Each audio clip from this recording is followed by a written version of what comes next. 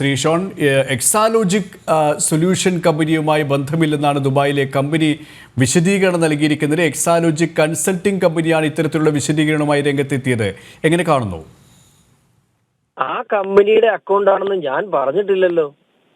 ഇപ്പോൾ ആവശ്യം അവർക്ക് എക്സാലോജിക് എന്നുള്ള പേരിലുള്ള ഒരു കമ്പനി കുറച്ചു കാലത്തേക്കെങ്കിലും കേരളത്തിലെ പൊതുസമൂഹത്തെയും പാർട്ടി പ്രവർത്തകരെയും ഞാൻ പറഞ്ഞത് കള്ളമാണെന്ന് ഒരു തമാശയ്ക്ക് എങ്കിലും കുറച്ച് ദിവസത്തിനെങ്കിലും ഇത് ബോധ്യപ്പെടുത്താൻ കഴിയുന്ന രീതിയിൽ അവര് ഇങ്ങനെ ഒരു കമ്പനിയെ കൊണ്ടു ചാടിച്ചതാണ്.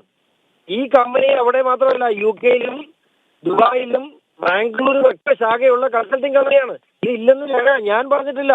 ഇങ്ങനെ ഒരു കമ്പനി ഇല്ലെന്ന് ഞാൻ പറഞ്ഞിട്ടുണ്ട്. ഞാൻ പറഞ്ഞിട്ടുള്ള ഒറ്റ കാര്യമുള്ളൂ, വീണ വിജയന്റെ മുൻ ഭർത്താവും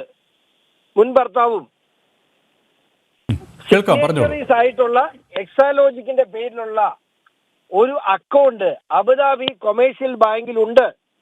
ആ അക്കൗണ്ടിന്റെ നമ്പർ പോലും ഞാൻ പറഞ്ഞിട്ടില്ല. ഇവരെ ഇന്ന് തോമസ് ഐസക്കിന്റെ ഒരു ഫേസ്ബുക്ക് പോസ്റ്റും ഇവരുടെ പത്രസമ്മേളനവും തമ്മിൽ എന്തെങ്കിലും വ്യത്യാസമുണ്ടോ? അപ്പൊ ഇന്ന് അവരെ അതിനുവേണ്ടി കൊണ്ടുവന്ന് അവരെ കൊണ്ട് ഇതിനകത്ത് ചാടിച്ച്, അതായത് കൃത്യമായ ഒരു ആസൂത്രണം ഇതിന്റെ പിന്നിലുണ്ട്. ഒരു മുഖം രക്ഷിക്കാൻ അല്ലെങ്കിൽ കേസ് വഴിതിരിച്ചു വിടാനുള്ള ഒരു നീക്കം തന്നെയാണ് ഇതിന് സംശയിക്കേണ്ടത്, അല്ലേ? ഞാൻ അവര് പറയുന്ന 100% സത്യമാണ്. വീണ വിജയനും അവരുടെ കമ്പനിയുമായി യാതൊരു ബന്ധമില്ല. വീണയും വീണയുടെ ഹസ്ബൻഡും എക്സ് ഹസ്ബൻഡുമാണ് അതിന്റെ സിഗ്നേറ്ററീസ്. എക്സാലോജിക് എന്ന് തന്നെയാണ് ആ കമ്പനിയുടെ പേര്. ഇത് എക്സാലോജിക് എന്ന് പേരുള്ള കമ്പനി എല്ലാം വീണയുടെ ആണെന്ന് ഞാൻ പറഞ്ഞോ?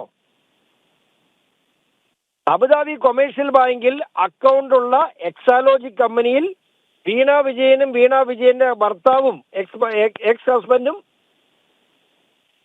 സിഗ്നേറ്ററീസ് ആയിട്ടുള്ള അക്കൗണ്ടിലാണ് ഈ പറയുന്ന പണം ലാവലിന്റെയും അതുപോലെ പ്രൈസ് വാട്ടർ കൂപ്പേഴ്സിന്റെ ഉൾപ്പെടെയുള്ള പണം വന്നിട്ടുള്ളത്. അത് ഈ പറയുന്ന എക്സാലോജിക് കൺസൾട്ടിംഗ് എന്ന് പറഞ്ഞ് ഇന്ന് പത്രസമ്മേളനം നടത്തിയതാണെന്ന് ഞാൻ പറഞ്ഞിട്ടില്ലല്ലോ. അവരുടെ അക്കൗണ്ടിൽ ഈ പൈസ ഒന്നും വന്നെന്ന് ഞാൻ പറഞ്ഞിട്ടില്ലല്ലോ. ഞാൻ പറഞ്ഞ കാര്യം എന്താണ്? ഞാൻ വ്യക്തമായിട്ടാണ് പറഞ്ഞത്. ഇവർ രണ്ടുപേരുമാണ് അതിന്റെ സിഗ്നേറ്ററീസ്.